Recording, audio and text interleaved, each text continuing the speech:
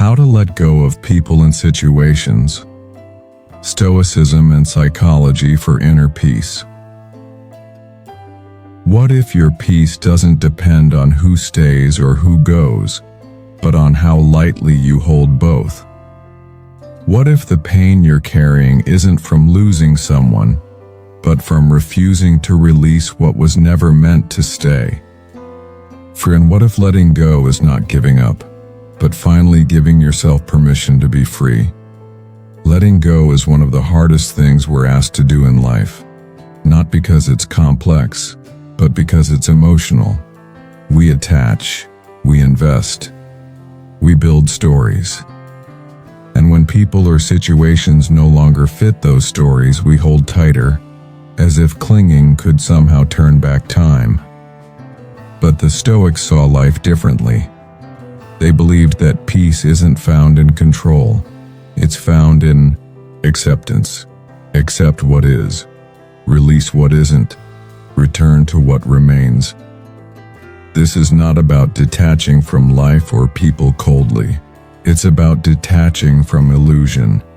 The illusion that you must suffer to stay loyal, that you must hold on to what no longer nourishes you, that your worth is tied to anyone's presence or absence. This is where philosophy meets psychology, where timeless wisdom meets the messy reality of the human heart, because the truth is, letting go doesn't begin with the other person. It begins with you, with your beliefs, your boundaries, your willingness to choose peace over chaos, clarity over confusion, truth over attachment. In this journey, we'll explore how to let go with grace, not by shutting down, but by waking up, not by building walls, but by strengthening your center. You'll learn how to release what no longer aligns, not with anger, but with grounded compassion. Each lesson in this guide is a quiet step back into your own power. So take a deep breath and begin. Lesson 1. Unlocking the power of detachment. Detachment isn't coldness, it's clarity. It's the art of standing in the middle of chaos and not letting it enter you. In our culture, we often confuse love with control. We think caring means clinging, that loyalty means tolerating emotional whiplash, that being all in means we must sacrifice our sanity just to keep the connection alive. But the Stoics invite us to pause, to ask, is this connection making me better? Or is it breaking me silently? When you detach, you don't stop caring. You start caring differently. You stop needing constant validation. You stop measuring your worth by their attention. You stop twisting yourself into knots trying to save what's already out of alignment. Detachment gives you your life back, not because it removes love, but because it removes the noise, the desperation, the self-abandonment. Marcus Aurelius said, "You have power over your mind, not outside events. Realize this and you will find strength." That's the essence of detachment. When someone pulls away, you don't chase, you reflect. When a situation shifts, you don't panic, you adapt. You learn to stay rooted, even when others drift. Psychologically, detachment is not suppression, it's emotional regulation. It's honoring your inner world more than your need to control the outer one. Ask yourself, am I showing up because I feel peace here, or because I'm afraid of losing this person? Do I love them as they are, or just the version I've created in my mind? When you detach, you remove your identity from their behavior. You stop saying, "They hurt me, so I must not be enough," and you start saying, "They hurt me, so I must protect my peace." You become the observer of your emotions, not their prisoner. Here's a practice. Each time you feel the urge to react, to call, to argue, to fix, pause. Ask, is this action rooted in clarity or in fear? Then breathe. Then choose. Because detachment isn't a wall. It's a window. It's a quiet space between stimulus and response, where your power lives. Letting go isn't a loss. It's a return to your values, to your voice, to the version of you that doesn't need chaos to feel alive. And once you taste that peace, you won't want to go back, not even for love. Lesson 2. Stop chasing. Closure is seductive. We want the final conversation, the apology, the explanation that makes the pain make sense. We wait for it, obsess over it, rewrite it in our minds 1,000 times. But the Stoics remind us, you don't need closure to move forward. You only need the truth. They acted, you felt, and now you choose. The desire for closure is often the desire for control dressed in logic. We say, I need to understand, but what we really want is a different ending.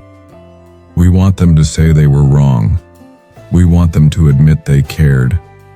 We want to hear something that will finally make it okay. But here's the truth most don't say out loud. You might never get that. And waiting for it keeps you in the very pain you're trying to escape. Marcus Aurelius said, don't waste what remains of your life in speculating about others. It does not matter what they say, or think, or do.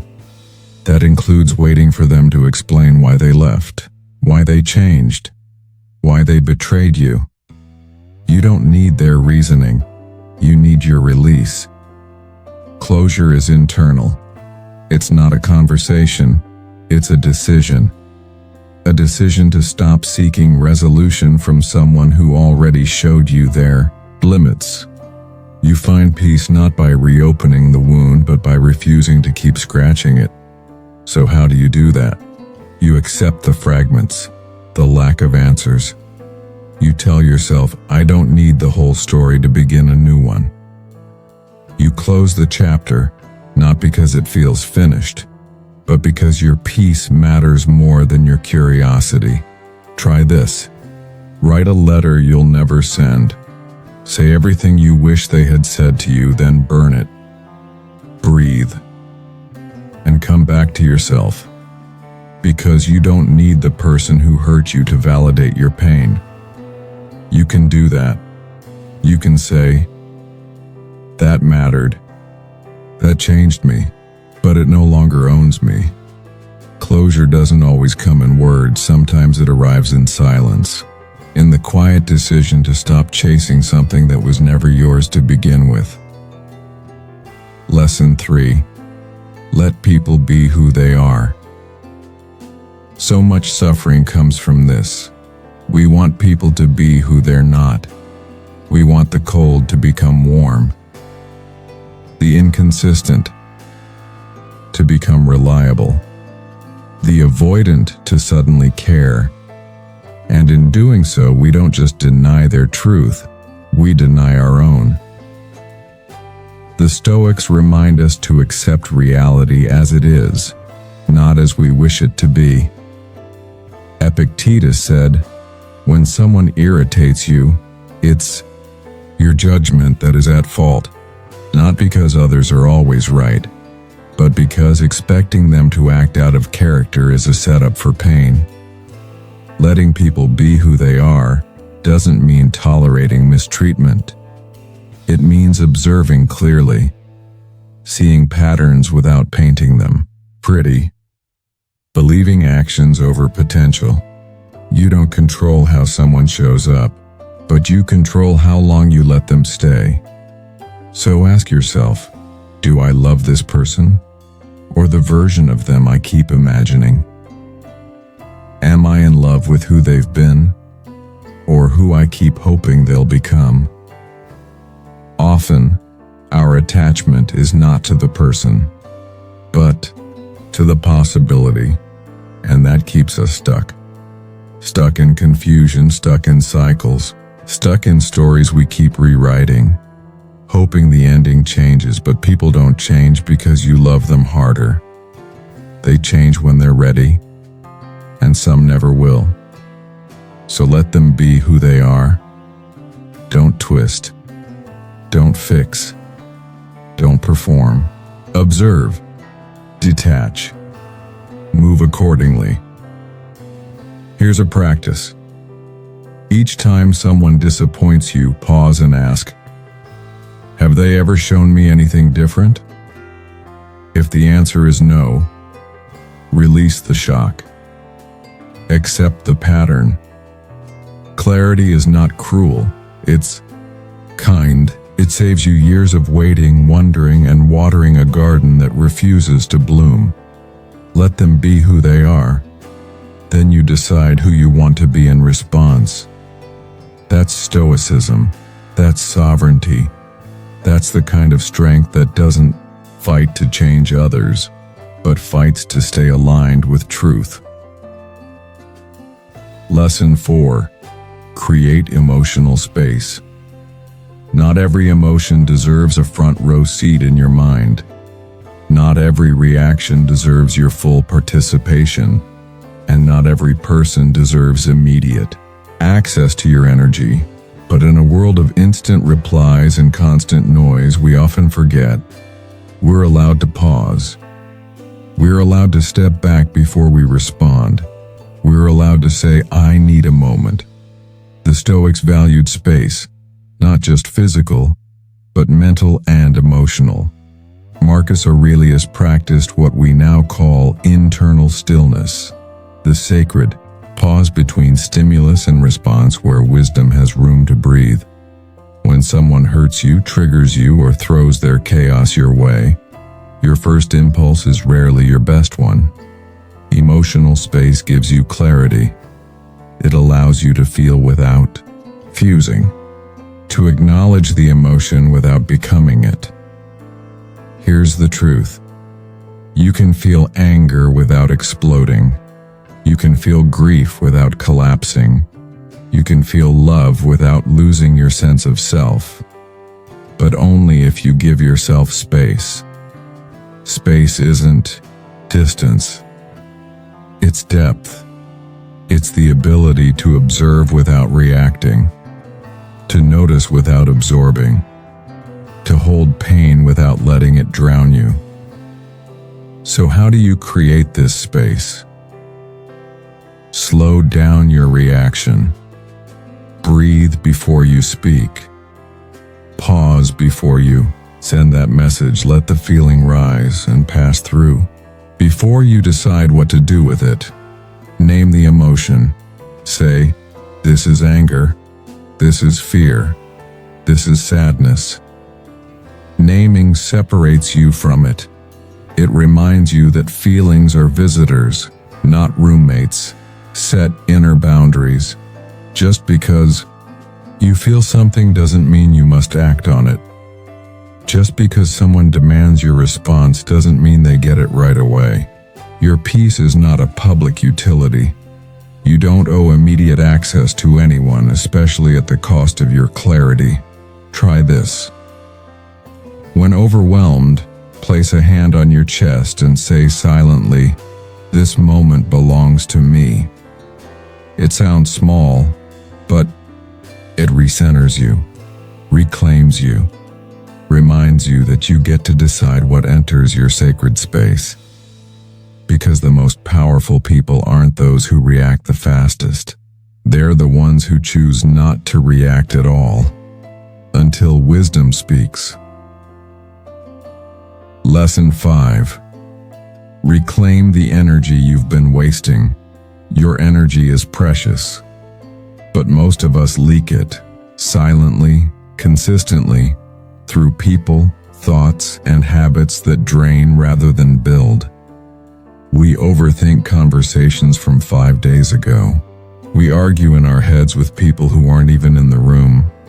We try to control things that were never ours to carry, and by noon, we're already exhausted, not because we did too much, but because we gave away too much. The Stoics were energy conservators, not by laziness but by wisdom.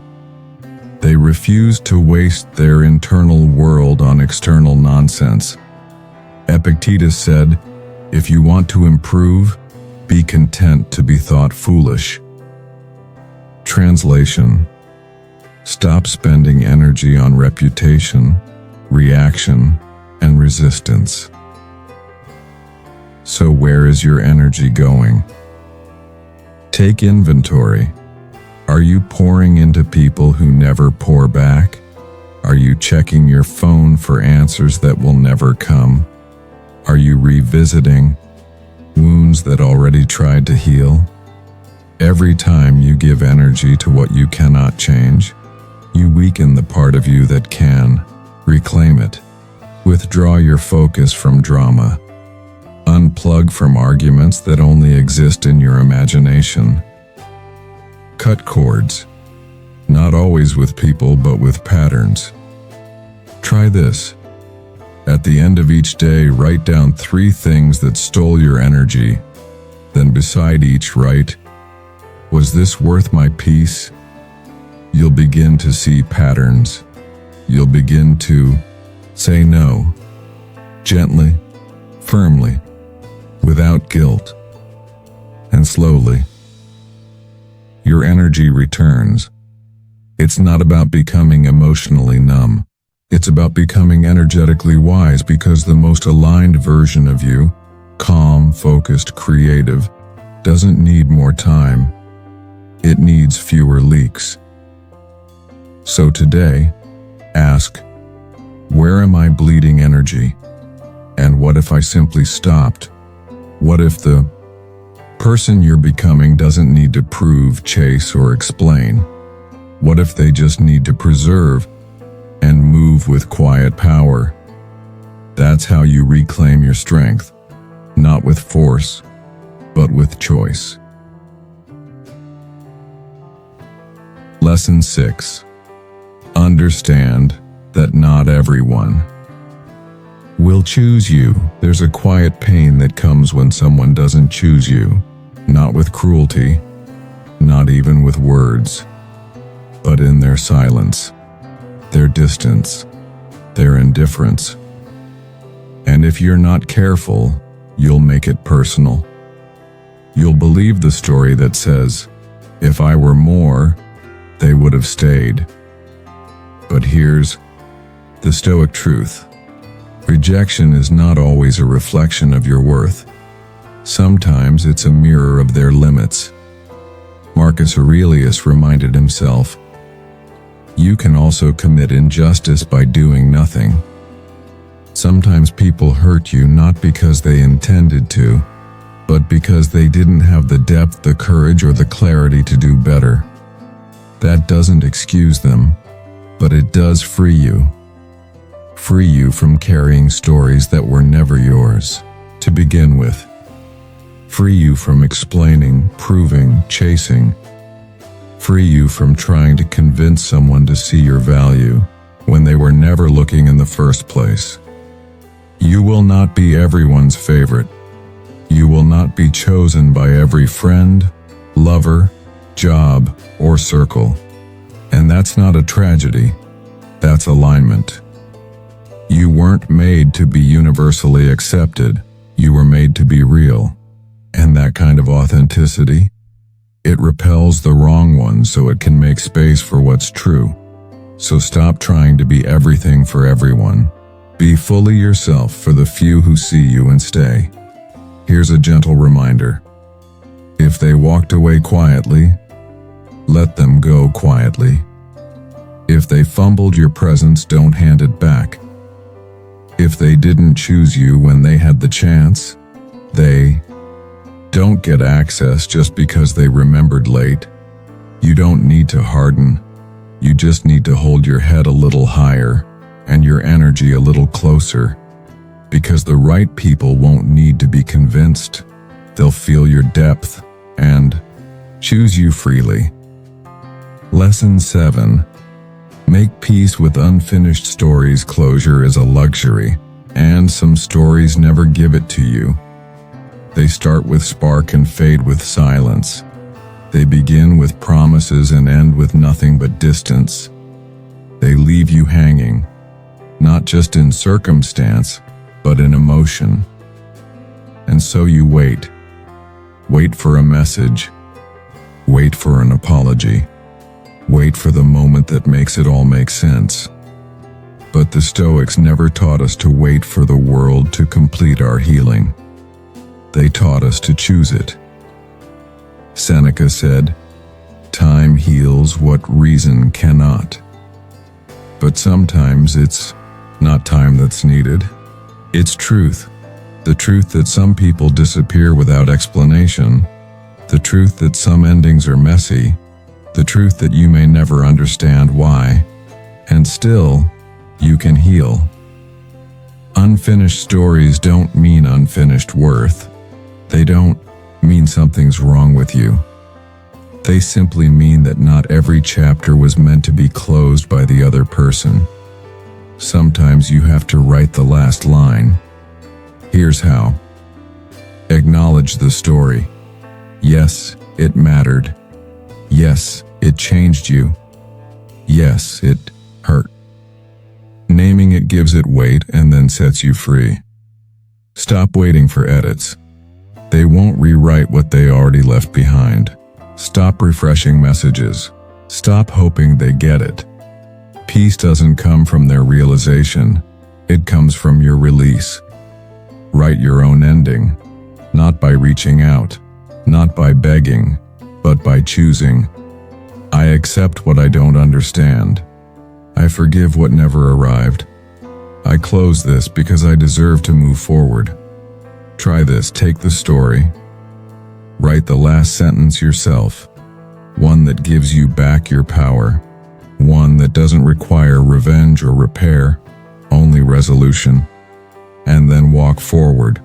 Not because it's easy, but because it's time. Some stories aren't meant to be finished by others. They're meant to be left behind, so you can write the one that finally belongs to you. Lesson 8. Let go of the what if. Spiral. What if I had said something different? What if they had stayed? What if I never get over this? The mind loves to wander into alternate timelines, into scenarios that didn't happen, into outcomes you can't control, into questions with no real answers. But here's what the Stoics knew. The past is untouchable, and the future is not promised. Only the present is yours to shape. Marcus Aurelius said, "Never let the future disturb you.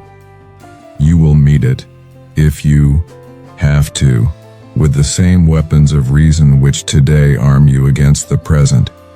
In other words, you are not powerless, but you do become powerless when you give your energy to things you cannot change. What if thoughts feel productive, but they're empty calories? They feed your fear without nourishing your clarity. You replay the moment. You obsess over their words. You invent different outcomes, none of which make the pain go away. So how do you stop the spiral? Catch it early. When the what-ifs creep in, say out loud, "This is a thought, not a fact." Naming it breaks the trance. Return to what's real. Ask, what's actually happening right now?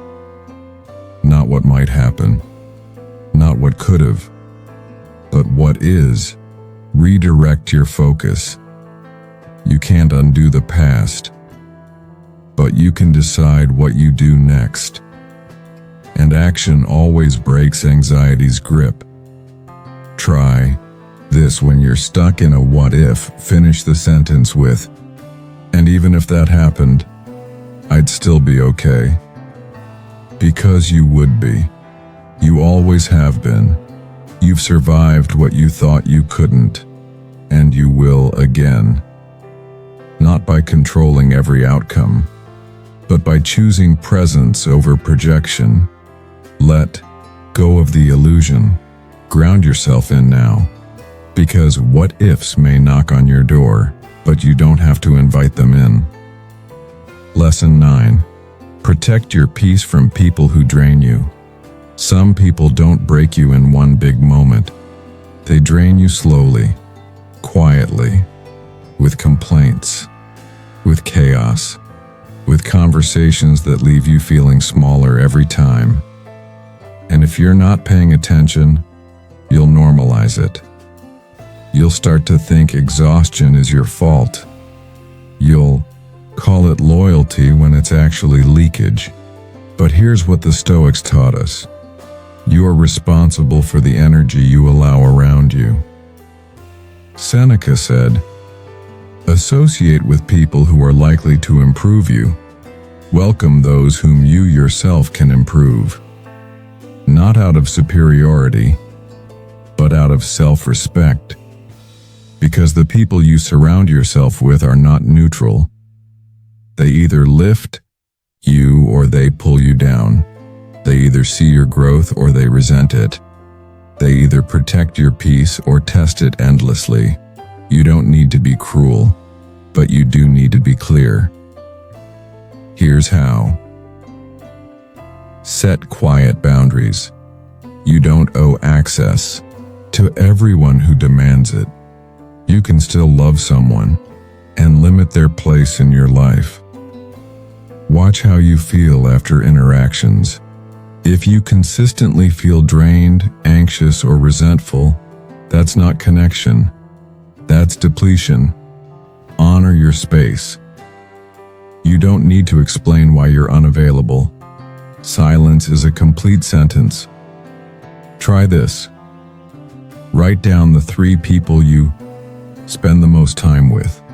Next to each name, ask, do I feel more myself or less after spending time with them? Protect your peace like your life depends on it, because it does. Your clarity, your focus, your healing. All of it needs a safe space to grow, and you are the gatekeeper. Let this be your reminder. You don't have to fix everyone. You don't have to stay in draining dynamics out of guilt. You don't need permission to outgrow what no longer aligns. Some people aren't bad. They're just not good for you. And your soul already knows the difference.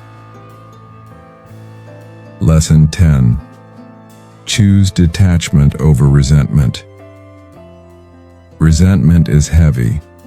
It doesn't just sit in your heart. It lives in your body, in the tension you carry, in the exhaustion you can't explain, in the words you replay but never say. You think you're holding on to justice, but you're really holding on to pain. And the person who hurt you? They've already moved on. They're not losing sleep. You are. That's why the Stoics teach us. Choose detachment. Not because it's easy, not because it makes the wound disappear, but because your peace is too precious to rent out to the past. Epictetus said, when someone does you wrong, do not think about it, otherwise you'll be consumed by it.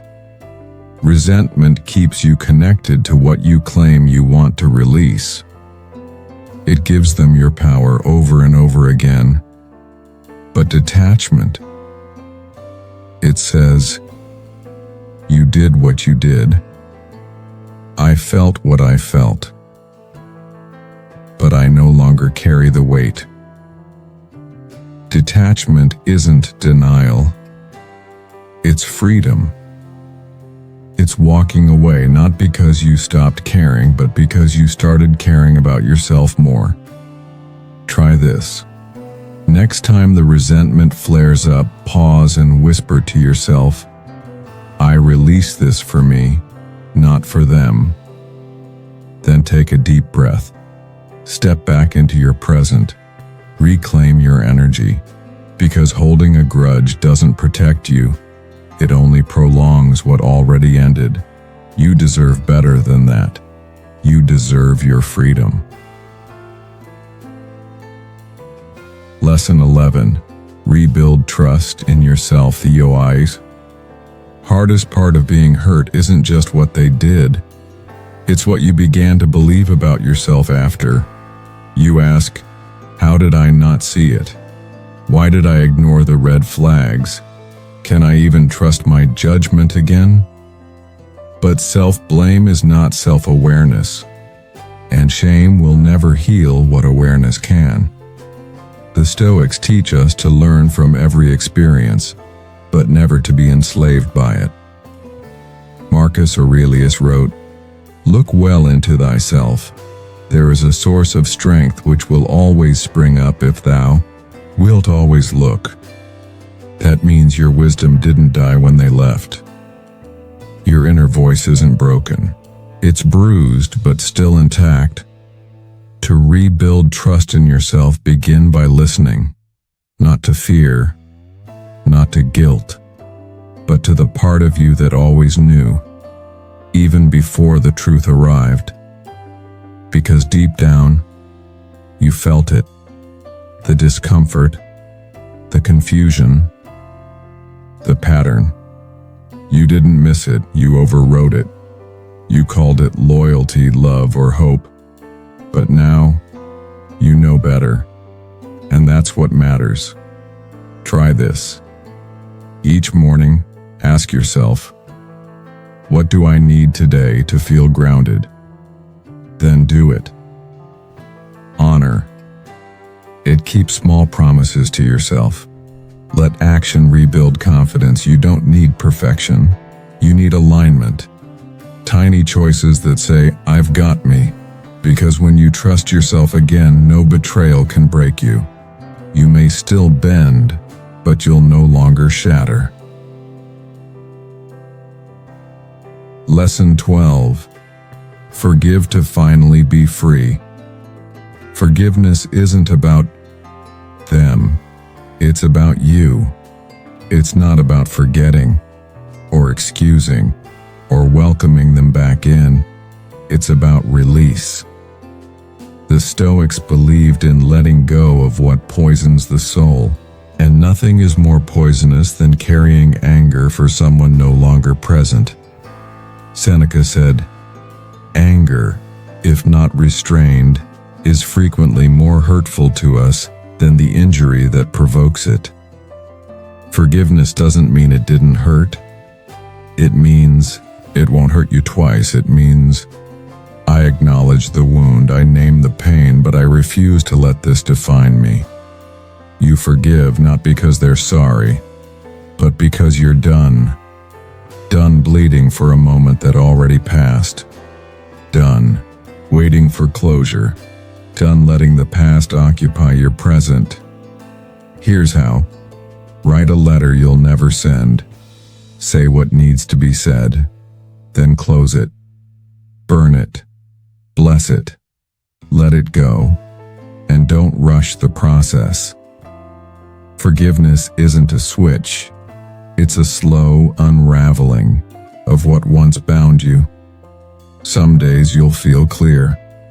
Other days the pain will whisper again. That's okay. Keep choosing peace.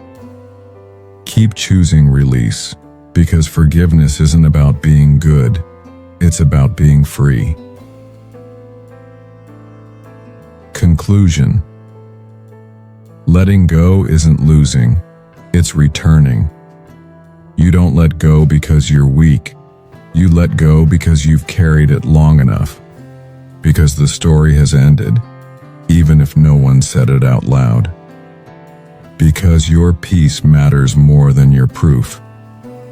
And because healing doesn't wait for permission.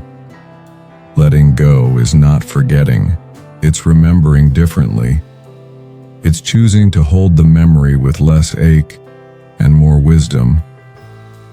To say, yes, that mattered, but it no longer defines me. This journey wasn't about detachment for detachment's sake. It was about self-honoring, about stepping away from what drains you, about standing at the edge of old patterns and saying, not anymore. You've learned to stop chasing closure, to accept people as they are, to reclaim the energy you've been giving away, to forgive, not because they deserve it, but because you do, and now, maybe for the first time in a long time, you're breathing lighter, clearer, freer. If this journey spoke to something quiet in your soul, if these words gave you clarity, calm, or even just a little more courage, I invite you to subscribe to Stoic Zen. This space exists to help you walk with strength in silence, to guide you back to yourself through philosophy, presence, and peace, because you don't have to shout to be strong, you just have to remember who you are, beneath the noise, the ache, the illusion. Thank you for listening, and until next time, walk gently, let go deeply, and above all, come home to yourself.